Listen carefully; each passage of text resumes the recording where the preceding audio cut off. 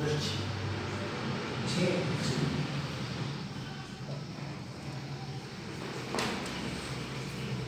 Page नहीं ले रहे हैं, अकेले पेज से लेंगे ना। वो लास्ट का है मेरू है। अच्छा सिर्फ मेरू लिया है, काला का मेरू है तो 415 नहीं अच्छा पड़ेगा। उसको नहीं ले रहे। वो लास्ट में नहीं। ठीक ठीक।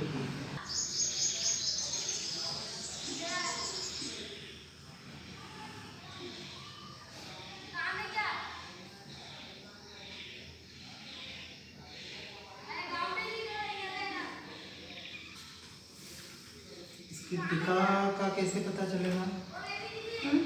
टीका तो अपन ये बड़ा भी खोल के रखना। हाँ वही कौन सी गाथा है यहाँ? गाथा नंबर 1 है। हाँ पहले गाथा नंबर 1। सजात्म स्वरूप परम गुरु शुद्ध चैतन्य स्वामी ने नमः। स्यद्वादिनये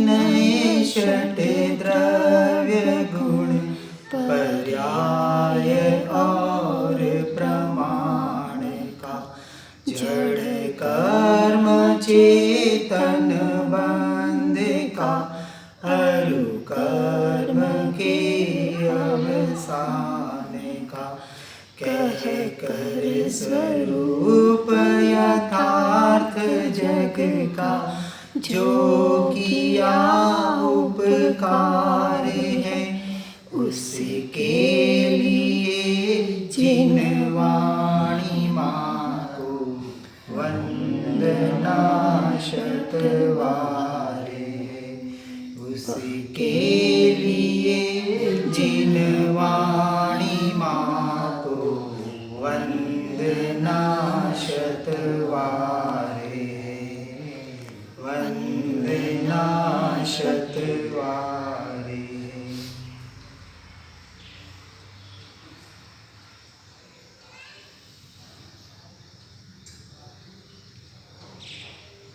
ओम। आज से हम श्रीमद् भगवत कुंद कुंद आचार्य देव रचित श्री श्रमेसार जी ग्रंथ के कुछ विशेष श्लोकों को उनके गाथार्थ और भावार्थ के साथ जानने का प्रयास करेंगे। अल्प बुद्धि से बताने का प्रयास किया जाएगा। कहीं भी जाने अनजाने में कुछ विपरीत अर्थ लेने का प्रयास न करें और जिसको जिसको अपने क्षेपक्षम ज्ञान के अनुसार उसे ग्रहण करने का प्रयास करें। मूल तत्व को यानी अपनी आत्म तत्व को, अपने स्वरूप को, अपने स्वभाव में हम किस तरह से लीन हो सकते हैं, जैसे श्रीमद् जी ने अपनी गाथा में बताया है, निर्दोष सुख निर्दोष आनंद ले गमे जाथी मळे ए दिव्य शक्ति मान जेथी जंजीरे थी निकले। जो भी मार्ग हमें मिलता है, जिस भी सद्गुरु का सानिध्य हमें मिलता है, हो सकता है क्रियाओं में बताने की शैली में कहीं थोड़ा बहुत भेद आ सकता है, परंतु हमें बाहर के शब्दों को, अर्थ के अनर्थ को न करते हुए उसके मर्म को, उसके तत्व को ग्रहण करने का प्रयास करना है।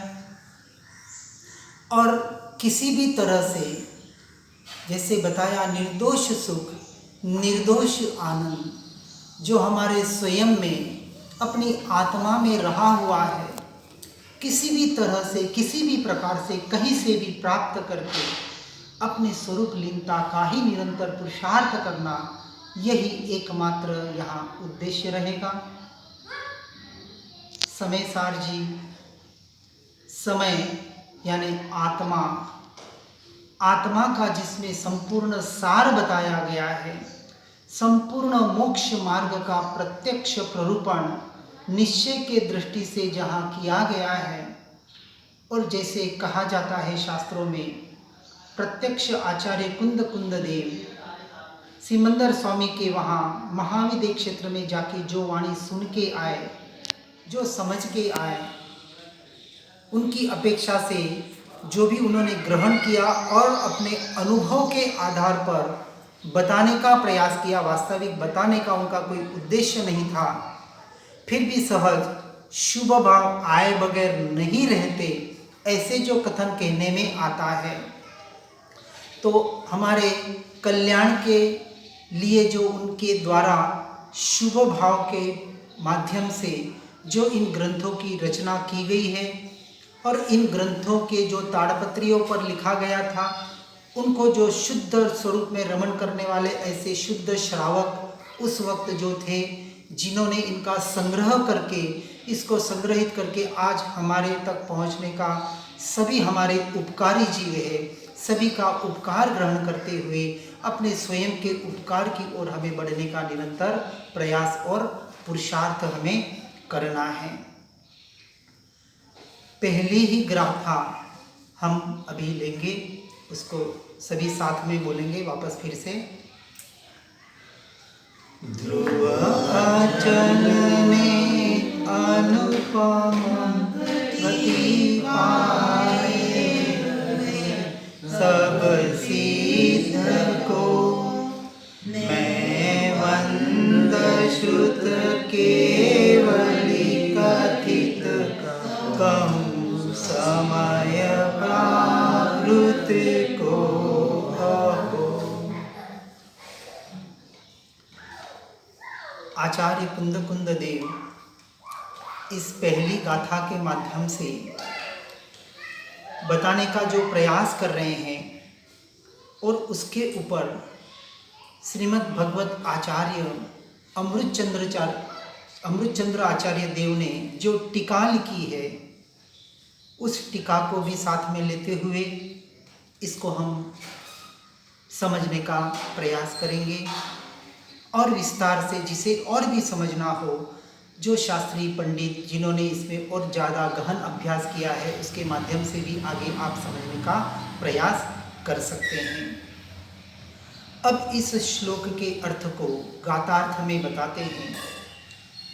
ध्रुव, अचल और अनुपम, इन तीन विशेषणों से युक्त गति को प्राप्त हुए सर्व सिद्धों को नमस्कार करके अहो श्रुत केवलियों के द्वारा कथित यह समयसार नामक प्राकृत अब मैं, यानी जो वचनों की वचन भाषा वर्णा के माध्यम से या जो भी प्ररूपण शब्दों से, अक्षरों से, वाक्यों से, ग्रंथों के माध्यम से, शब्दों के माध्यम से जो भी कहा गया है, उसे आप सही तरीके से अपनी अपेक्षा से नहीं परंतु वास्तविक उसके अर्थ को ग्रहण करके अपने भीतर उतारने का निरंतर प्रयास करें। प्रथम गाथा में समय का प्राभृत कहने की प्रतिज्ञा की है। समय यानी आत्मा, आत्मा यानी मैं। जहाँ जहाँ आत्मा शब्द आवे वहाँ वहाँ मैं यानी अपने स्वरूप को ग्रहण करने का प्रयास करें, और जहाँ जहाँ हम मैं शब्द का उपयोग करेंगे वहाँ अपनी आत्मा को समझने का प्रयास करें। मैं आत्मा, आत्मा यानी कि मैं। वैसे तो हमें प्रयास यही करना है कि आत्मा नाम का शब्द भी निकल जाए और आत्मा की जगह सिर्फ मैं और मैं ही रह जाए, क्योंकि अनादि काल से इस जीव का जो विपरीत संस्कार है, जिसे हम मिथ्यात्व कहते हैं या अज्ञान दशा कहते हैं, वह मैं और मेरापना, वह कर्तृत्व और भोक्तृत्वपना जीव ने पर द्रव्य और पर भावों में कर रखा है। उस पर द्रव्य में एकत्व ममत्व जो है, उस पर द्रव्य और पर भावों से, उस स्वरूप से, पर द्रव्य के स्वरूप से दृष्टि को हटाकर जो वास्तविक मैं है, जो मैं आत्मा, जो मेरा स्वरूप, जो मेरा स्वभाव है, वहाँ निरंतर दृष्टि ले जाने का हम प्रयास करेंगे। और इसी का प्रयास आचार्य देव ने इसमें हम किस तरह से कर सकते हैं, किस मार्ग से आगे बढ़ के हम बाहर से दृष्टि को हटाकर अपने द्रव्य पर दृष्टि कर सकते हैं, इसको अपने अधिकारों के माध्यम से आगे आगे बढ़ाने का प्रयास करके अंत में नयातिक्रांत और पक्षातिक्रांत होकर एकमात्र अपनी आत्मस्वरूप की स्थिरता हम कैसे कर सकते हैं। इसलिए बाहर के जितने शब्दों के या जो भी शास्त्रों के द्वारा वाद विवाद के जहाँ विषय बनते हैं, वहाँ वाद विवाद के विषय से हमें 4 कोस दूर रहकर, यानी कि उसमें न अटक कर वास्तविक उसके मूल अर्थ को ग्रहण करके, तत्व को ग्रहण करके अपने स्वरूप में, अपने स्वभाव में हम कैसे लीन हो सकते हैं, इस पे ही विशेष जोर देके अपने स्वरूप और स्वभाव में रमणता करने का हमें निरंतर प्रयास या पुरुषार्थ करना है। अब इसकी टीका में अमृतचंद्राचार्य पहले कहते हैं, उसके श्लोकार्थ को हम देखने का प्रयास करेंगे। श्रीमद् अमृतचंद्राचार्य देव कहते हैं कि इस समय सार यानी जो शुद्ध आत्मा का ग्रंथ है, उसकी व्याख्या में यानी टीका से ही मेरी अनुभूति की, अर्थात वहाँ जो कुंद आचार्य ने अनुभूति अपने स्वसंवेदन प्रत्यक्ष आत्मा के अनुभूति के द्वारा जो ये समयसार जी ग्रंथ लिखा था, और यहाँ जो अमृतचंद्राचार्य देव भी कहते हैं कि हम अपने स्वयं की आत्मा के अनुभूति के द्वारा जो हम ये ग्रंथ हमने पढ़ा है और उसके आधार पर जो हम यहाँ टीका बता रहे हैं, तो उसका यहाँ हम प्ररूपण अर्थात अनुभव रूप परिणति की परम विशुद्धि के आधार पर, यानी हम जो उसको अपने भीतर जो उसका अनुभव कर रहे हैं, सिर्फ पढ़ के हम नहीं बता रहे हैं, पढ़ने के बाद जो हमने उसको ऊपर चिंतन किया, विचार किया, रटन किया और जो एक अनुभूति स्वसंवेदन प्रत्यक्ष हमने प्रकट की, उस पर्याय में जो प्रकट हुई ऐसी अनुभूति के आधार पर हम आपको उसकी टीका भी बताने का प्रयास कर रहे हैं। यानी समस्त रागादि विभाव परिणति रहित ऐसी जो उत्कृष्ट निर्मलता हमारे भीतर जो प्रकट हुई है, और उसको हम बताने का यहाँ प्रयास कर रहे हैं, जिसके आधार पर आप इसको सही तरीके से, सही दृष्टि से समझकर अपने जीवन को परिवर्तित कर अपने दृष्टि को भी निर्मल बनाने का प्रयास करें, पुरुषार्थ करें। और आगे कहते हैं, कैसी है यह मेरी परिणति, यानी अपने अनुभूति के आधार पर यहाँ बताने का प्रयास कर रहे हैं। मेरी यानी आत्मा की जो निर्मल परिणति है, यह कैसी है, तो कहते हैं कि पर परिणति का कारण जो मोह नामक कर्म है। अब अनादिकाल से जीव इस मिथ्यात्व रूपी अज्ञानता रूपी अपने इस परिणमन में परिणमित हो रहा है। ऐसे परिणमन का जो मूल कारण है, वो मूल कारण बताया मोहनीय कर्म व्यवहार की अपेक्षा से, और निश्चय की अपेक्षा से तो हर जगह एक ही बात लेनी है, हमारे पुरुषार्थ की कमजोरी। क्योंकि निश्चय की अपेक्षा से कहा जाता है कि कर्म विचारे हमारा क्या करें, ये निश्चय का कथन है। कर्म के आधार पर जहाँ जहाँ कथन आएगा वो व्यवहार की अपेक्षा से कथन आएगा। तो व्यवहार की जहाँ जहाँ अपेक्षा से कथन होगा उसको व्यवहार की अपेक्षा से समझना है, और निश्चय की अपेक्षा से जहाँ जहाँ कथन आएगा उसको निश्चय की अपेक्षा से ग्रहण करना है। जहाँ जहाँ जे छे योग्य छे तहाँ समझवू ते, त्या त्या ते आचरे, आत्मार्थी जन ए। आत्मार्थी का लक्षण यही बताया है कि व्यर्थ की वाद विवाद में न फंसते हुए जहाँ जिस अपेक्षा से ग्रहण करना है, और अंत में तो ग्रहण तो हम बार बार बता रहे हैं और बताएंगे कि अपने तत्व को, अपने स्वरूप को, अपने स्वभाव को ही ग्रहण करके उसमें ही पर्याय में अनंत काल के लिए हमें लीन होने का पुरुषार्थ करना है। अब यहाँ जो बताया कि मोह नामक जो पर परिणति का कारण बनता है, ऐसा ये मोहनीय कर्म है, उसके अनुभाव से यानी उदय रूप विपाक उसके परिणमन से, जो अनुभाव्य यानी जो राग आदि परिणाम यानी जब रागादि परिणाम कहा जाएगा वहाँ 3 परिणामों को हमको अभी समझना है, मोह, राग और द्वेष। जनरली जो परिभाषा जो बताया जाता है कि हमें राग द्वेष को निकालना है, लेकिन यहाँ हमको ये विशेष समझना है कि जो मोहनीय कर्म की जिसकी हम बात यहाँ मूल से बताने का प्रयास करेंगे कि जिसके आधार पर अनादि की ये मिथ्यात्व दशा और अज्ञान दशा जिसको हम जड़ मूल से निकालने का प्रयास या पुरुषार्थ करेंगे। और 8 कर्मों में ऐसा जो सबसे बड़ा बंध का कारण बनता है, मूल बंध का कारण ये मोहनीय कर्म ही बंधता है। अब मोहनीय कर्म के जो मूल 2 भेद बताए हैं आगे, जैसे आत्मसिद्धि शास्त्र में और सभी ग्रंथों में सभी आचार्य देव जो बताते हैं, जिसको हम दर्शन मोह और चारित्र मोह के नाम से जानते हैं। अब यहाँ जिस बात की, क्योंकि जो परिणाम बताए हैं 3 प्रकार से, मोह, राग और द्वेष, यहाँ ये इस बात को हम मूल से पहले ये समझने का प्रयास करेंगे।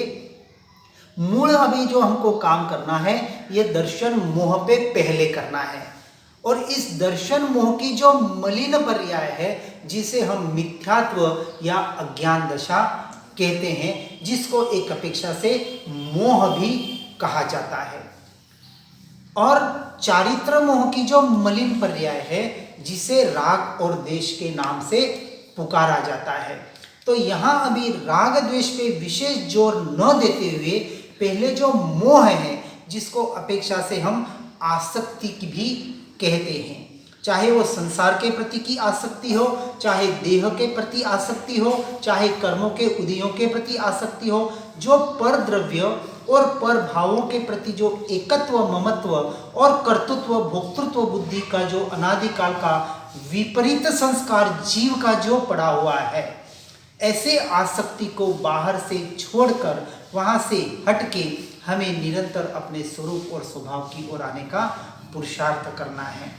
ऐसे रागादि परिणामों की व्याप्ति है, उससे निरंतर कलमाशित अर्थात ये जो परिणति मैली हुई है, किसकी? आत्मा की। किसकी? मेरी। अब जैसे मैंने बताया आत्मा की बात आएगी वहाँ अपने आप को वहाँ रखना है, और जहाँ मेरी या मैं की बात आएगी वहाँ मैं आत्मा हूँ, ऐसी वहाँ निरंतर हमको साथ साथ में चिंतन चलाना है। तो ऐसी जो मैली परिणति मेरी अनादिकाल से विपरीत इस मिथ्यात्व की वजह से और अज्ञानता की वजह से हो रही है, अब उस मैली परिणति को जो पर्याय में हो रही है, वहाँ पर्याय में वो मैली परिणति को निरंतर शुद्ध करने का मुझे जो पुरुषार्थ करना है, क्योंकि पुरुषार्थ भी पर्याय में ही घटित होगा। जो भी बताया जाएगा, जो भी क्रिया होगी, जो भी वक्तव्य होगा, सारा पर्याय के दृष्टि से होगा, क्योंकि द्रव्य तो अनादि से शुद्ध था, शुद्ध है और शुद्ध ही रहेगा, उसमें कुछ भी अंश मात्र भी फेरफार करने की जरूरत नहीं है। अब इस बात को यहाँ बताने का प्रयास कर रहे हैं कि मैं कैसा हूँ, तो कहते हैं कि द्रव्य दृष्टि से शुद्ध चैतन्य मात्र मूर्ति ऐसा मैं आत्मा हूँ। अब इसके भावार्थ में आगे कहते हैं, आचार्य देव कहते हैं कि शुद्ध द्रव्यार्थिक नय की दृष्टि से तो मैं शुद्ध चैतन्य मात्र मूर्ति ही हूँ, किंतु मेरी परिणति मोह कर्म के उदय का निमित्त पा करके मैली बनी हुई है। अब जैसे आपने कहा कि मोहनीय कर्म के जो 2 भेद है, चारित्र मोहनीय और दर्शन मोहनीय, उन दोनों को एक साथ यहाँ ग्रहण करना है, जिसे हम मोह राग द्वेष कहते हैं। और इन मोह राग द्वेष रूपी भावों की वजह से जो मेरी परिणति मैली हुई है और जो रागादि स्वरूप हो रही है, मतलब अनादिकाल से भी हो रही थी और आज भी सम्यक दर्शन की प्राप्ति जिनको नहीं हुई है, उनकी इस अज्ञान दशा से, मिथ्यात्व की वजह से भी ये जो पर्याय में जो परिणति निरंतर मैली हो रही है, जिसकी वजह से निरंतर कर्मों का बंध हो रहा है। इसलिए शुद्ध आत्मा की कथनी रूप इस समयसार ग्रंथ की टीका करने का फल यह चाहता हूँ कि अब अमृतचंद्राचार्य देव यहाँ कह रहे हैं कि कुंद कुंद आचार्य देव के जो पद है, उस पद के आधार पर जो मैं टीका करने का प्रयास कर रहा हूँ, उसका जो मैं फल चाहता हूँ, तो फल क्या चाहता हूँ, और यही फल किसको चाहना है, हमें भी चाहिए, क्योंकि उन्होंने जिस फल को चाहा था वही पर्याय में हम भी फल की चाहना करते हैं। अब यहाँ यही समझना है कि अमृतचंद्राचार्य देव जो कहने का प्रयास कर रहे हैं, जो समझाने का बताने का प्रयास कर रहे हैं, वही अपनी आत्मा को, अपने मैं को वहाँ रख के, अपने को समझकर अपने जीवन को मैं कैसे परिवर्तित कर सकता हूँ, निरंतर हमें इसका चिंतन करना है। वहाँ अमृतचंद्राचार्य अपने लिए सोच रहे हैं, हमें अपने स्वयं के लिए स्वयं में हमें सोचना है। ठीक है, पूरी परिणमन मैं अपने आप को अपने स्वरूप में कैसे लीन कर सकता हूँ, और व्यवहार और निश्चय की दृष्टि से दोनों की अपेक्षा से अपने परिणमन को चेक करते हुए अपने भीतर आने का हमें पुरुषार्थ कर रहा है। तो यहाँ अमृतचंद्राचार्य देव कह रहे हैं कि मेरी परिणमित रागादि रहित शुद्ध हो और मेरे शुद्ध स्वरूप की मुझे प्राप्ति हो, यही मेरी मात्र एक अपेक्षा यहाँ है। और हमें भी इसी अपेक्षा से सारा हम सुनकर, पढ़कर, समझकर अपने जीवन में उतारने का इसके लिए ही प्रयास करेंगे। मैं दूसरा कुछ भी ख्याति, लाभ, पूजन आदि नहीं चाहता। जैसे श्रीमद् जी ने भी कही, नहीं पूजा दीनी जो कामना रे।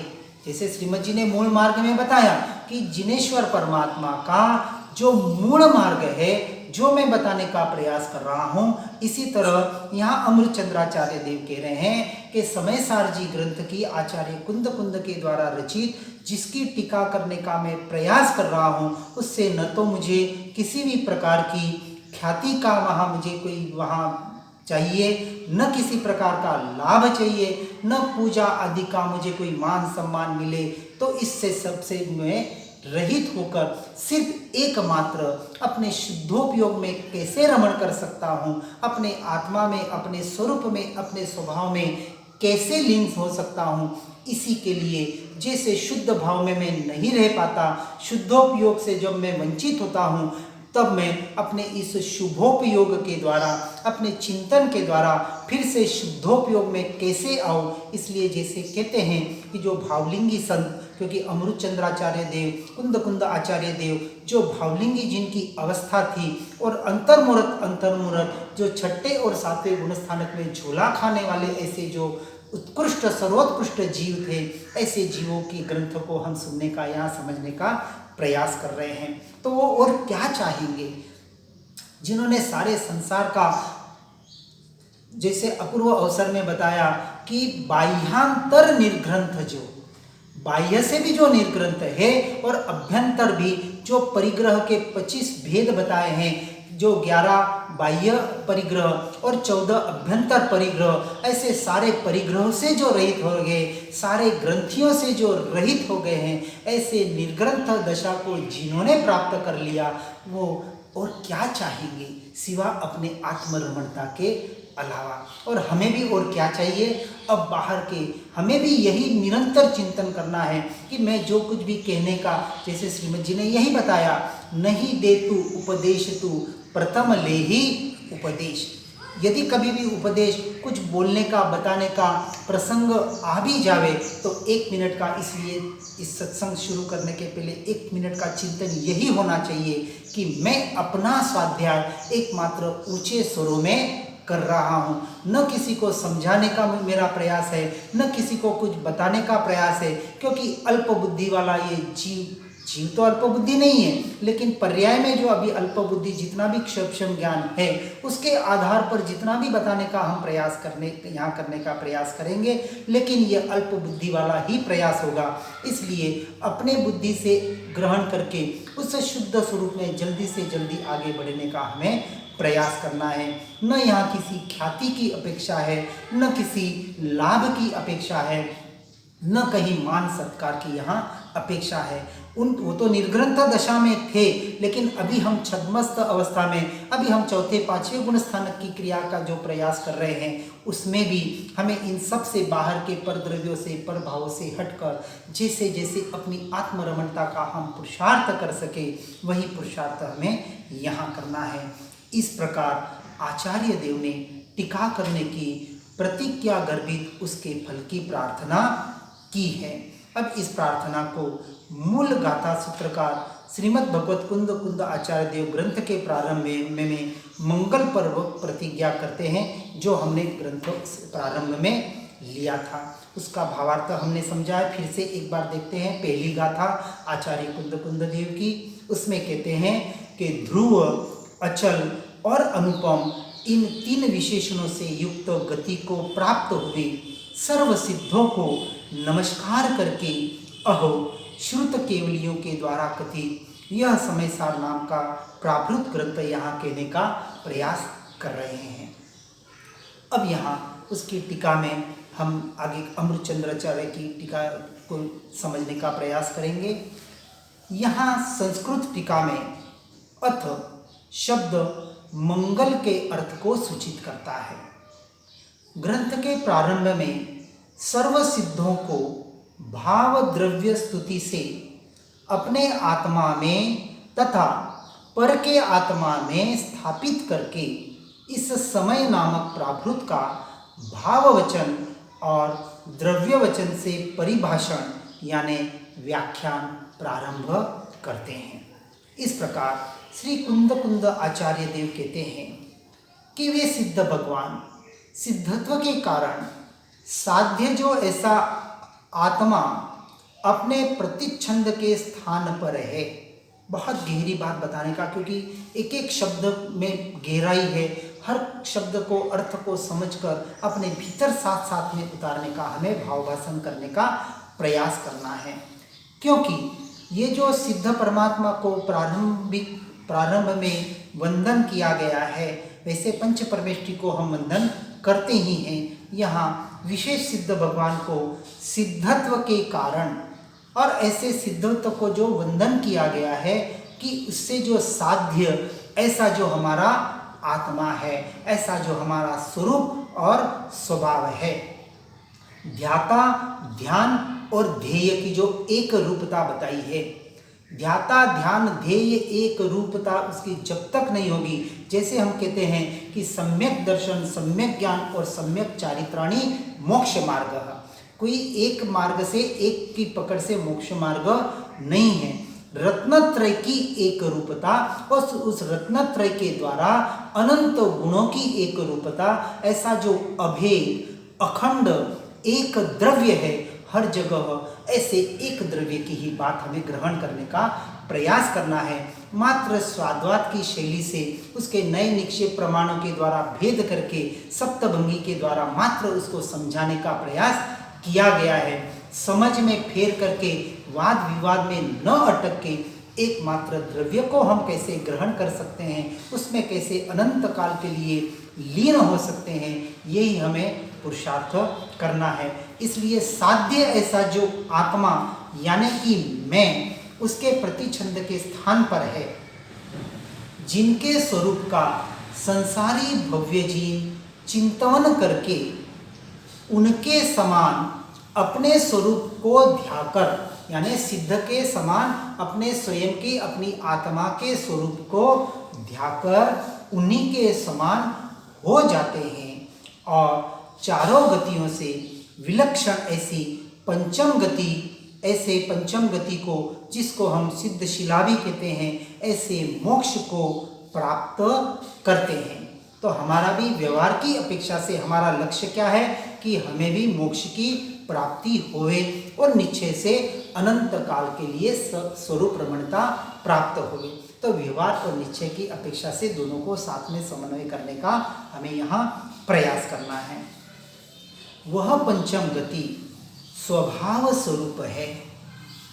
हम सिद्ध गति, पांचवी गति भले कहते हैं, लेकिन उसका स्वरूप कैसा है? स्वभाव स्वरूप ही है।